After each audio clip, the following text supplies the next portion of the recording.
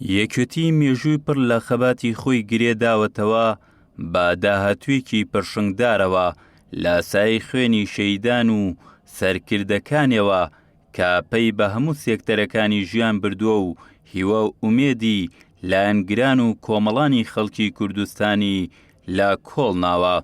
ئێستا یەکێتێکی نوێیە کە دۆست و نار شایدی ئەوادەن کە ئەم یەکێتیە جیاوازە لە یەکێتەکەی ڕابردوو و هێزی خۆی لە مێژوە پڕشنگدارەکەی وەرەگرێ لە حکمەتی سیاسی جەنابی مام جەلالە وەرەگرێ لە هێزی هاوسەرۆکە گەنجەکانیەوە وەرەگرێ لە هێزی ئەو کارکتەر گەنجانەی کە چوونەتە سەرکردایەتیەوە هەموو قۆتی خۆی لەمانە وەرەگرێ. بۆیە ئێمە پێمان وایە کە یەکێتی ئێستا یەکێتێکی نوێیە و جێگەی ئومێد و هیوای کۆمەڵانی خەڵکی کوردستانە.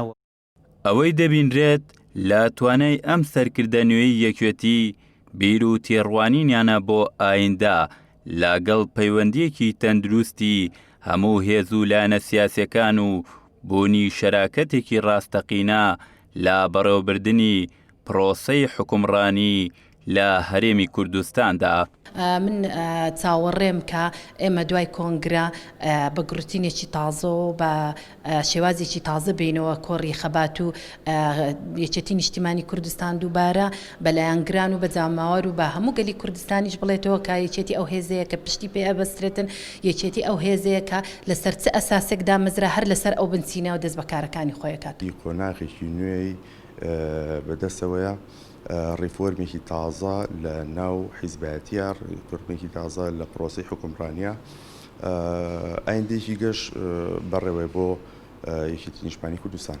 45 ساڵ تێدەپەڕێت بە سەر مێژووی پڕ لە سەروەری حیزبی شەهیدان لە دوای بەستنی چوارەم کۆنگرەشی یەکێتی جارێکی تر پەیمانی نوێبوونەوە و بەردەوامبوون دەدات بە کۆمەڵانی خەڵکی کوردستان و با تێڕوانین و ستراتیژیەکی نوێیەوە درێژە پێدەری ڕێبازی ڕابردووی دەبێت و بەرەو ئایندەیەکی گەشتر هەنگاو دەنێت. شاخەوان عەبدوڵڵا، گەلی کوردستان، سلێمانی.